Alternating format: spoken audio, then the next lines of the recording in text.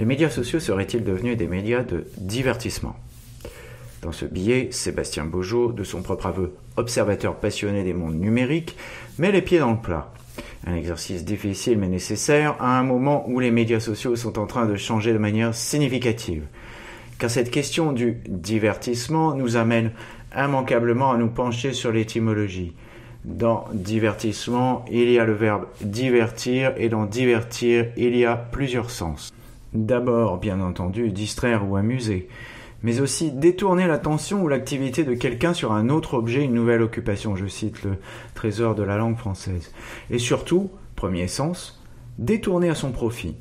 Le sens 2, celui de la nouvelle occupation, pose la question de ce que nous faisons sur les médias sociaux et pourquoi nous y passons autant de temps, spécialement LinkedIn, que Sébastien évoque dans ce billet. Et le sens 1 nous rappelle certains émois de créateurs de contenu qui se posent la question de savoir à qui appartient réellement le contenu qui est créé sur ces plateformes. Ce qui fait dire à notre ami Sébastien qu'il est temps de penser à des alternatives, d'autres plateformes sociales d'une part et surtout retravailler les médias en propre. La parole est à Sébastien Beaujeau. Des interviews, des chiffres, des faits, des études. Pas de blabla, ce sont les podcasts de Visionary Marketing disponibles sur toutes les bonnes chaînes de balado-diffusion. Bonjour, je suis Yann Gorenek, bienvenue dans les podcasts de Visionary Marketing. Le sujet du jour, les réseaux sociaux sont morts, vive les réseaux de divertissement par Sébastien Beaujeau, observateur des mondes numériques.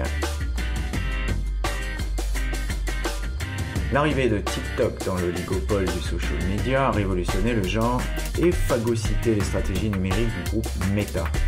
Comment ? En proposant dès son lancement une nouvelle expérience, en soumettant sur l'application par défaut des publications suggérées sur les avis, les envies, les emmerdes aussi des utilisateurs. Et ça marche. Un bouleversement et un succès retentissant qui fait vaciller la société de Menlo Park. En réaction, les deux structures, Facebook et Instagram, ont décidé de copier TikTok sans y parvenir pour le moment. Mais l'intention est désormais claire, passer de réseau social à réseau de divertissement. Les vidéos découvertes sont poussées. La machine à scroller bat son plein. Et pour les stratégies de communication des marques, des entreprises, ça change quoi ? Tout. Pour certaines plateformes numériques, le changement, c'est maintenant. Dans les couloirs des services de communication, l'ambiance n'est plus à faire tourner les serviettes.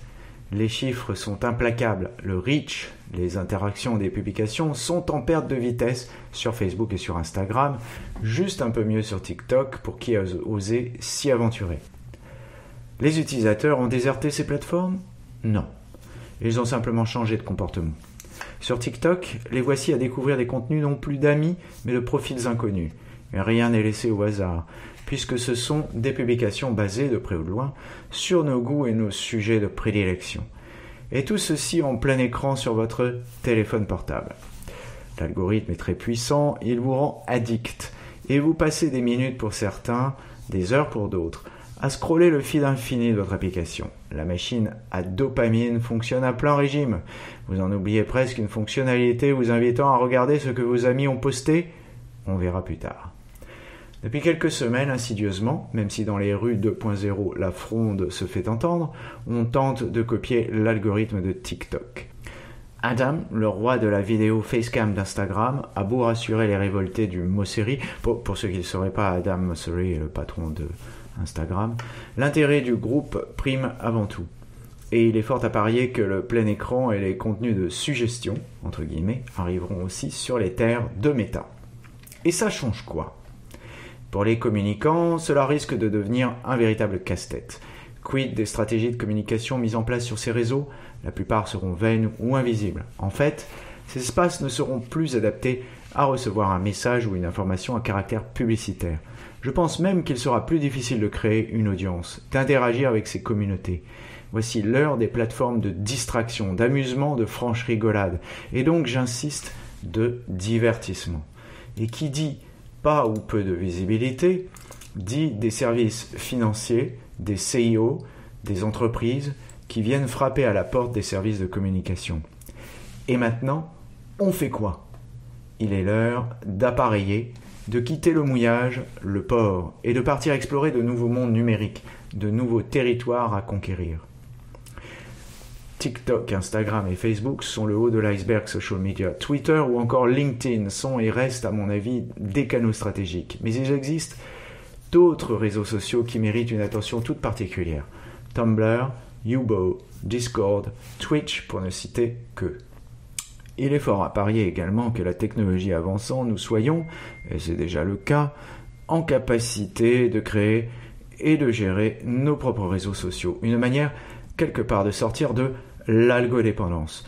Sans oublier les vieux pots dont on fait la bonne soupe numérique, ceux que je nomme les canaux propriétaires, tous adaptés à vos stratégies de communication, la newsletter, le blog, le site internet, le podcast. Les alternatives existent, vous nous le démontrez tous les jours en écoutant nos podcasts sur Visionary Marketing.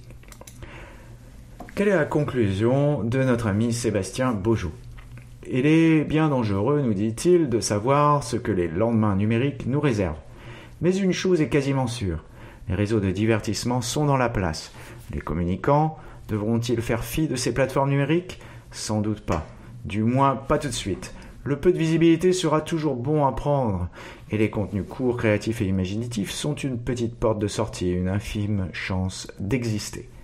Mais il est temps d'envisager d'autres mondes, d'autres stratégies marketing, moins assujetties aux robots, aux algorithmes. Il est temps de reprendre le contrôle de votre communication.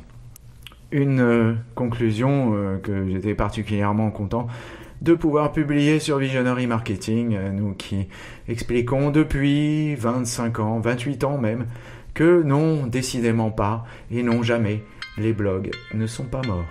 Merci et bonne journée.